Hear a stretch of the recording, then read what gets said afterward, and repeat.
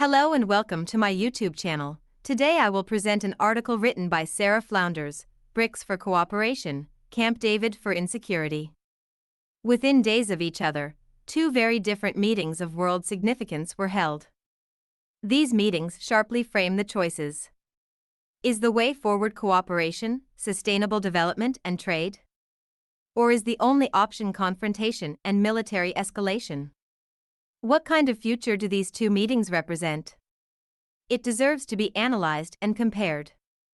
At the Camp David military base outside of Washington, D.C. on August 18, U.S. President Joe Biden framed an aggressive military alliance, with South Korean President Yoon Suk-yeol and Japanese Prime Minister Fumio Kishida dutifully attending. This trilateral security agreement of the U.S., South Korea and Japan is directly aimed at China and North Korea. The military bloc is understood as concretizing a new Cold War against China.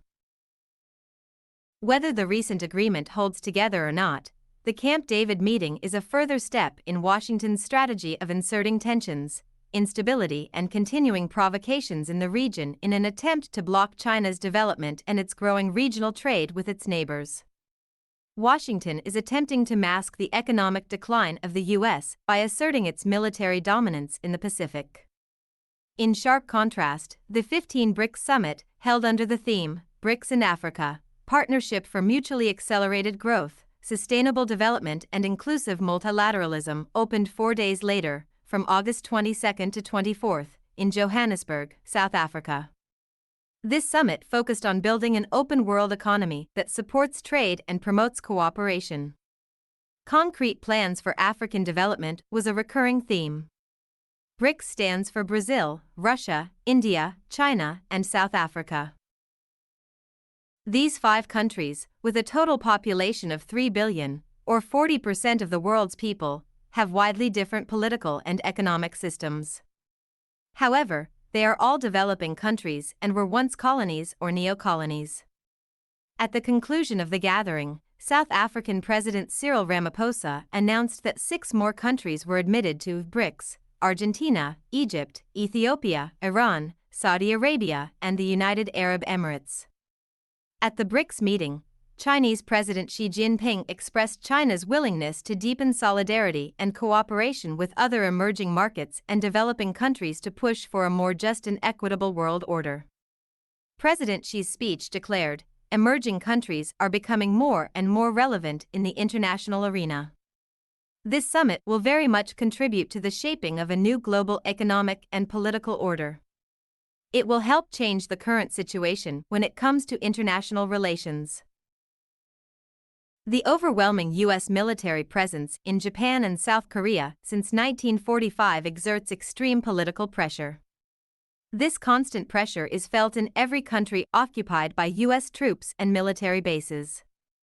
There are still 53,700 U.S. troops in Japan on 120 military bases, more bases than in any other country. Some 26,400 U.S. troops are stationed on 73 bases in South Korea, including Camp Humphreys, the largest overseas U.S. military base. This new Camp David security agreement is a result of Washington's revival and upgrading of the Quad, which holds joint military exercises that openly target China. Another military alliance, the AUKUS Trilateral Security Pact among the U.S., Australia and the U.K., has provided cover for U.S. naval and air training missions in the region.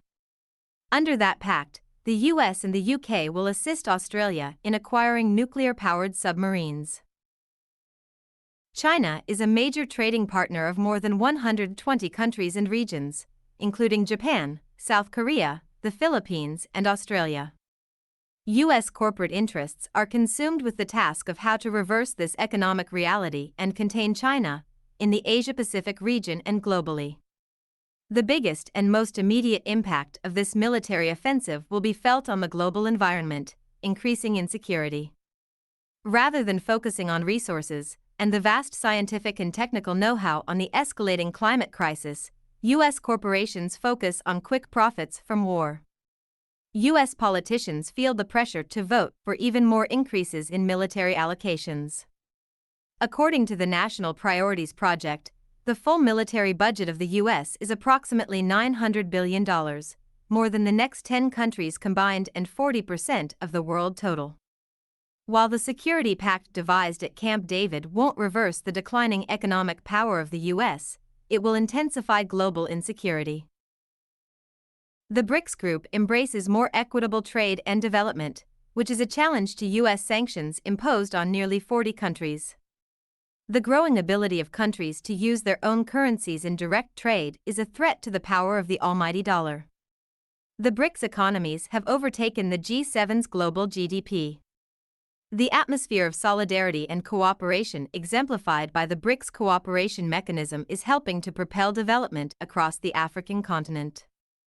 Over 40 countries have expressed a desire to become a member, including those in the Middle East, Latin America, and Africa. BRICS represents the growing aspiration for a more balanced global order. While this threatens imperialist domination, it also injects positive energy and new confidence into the world.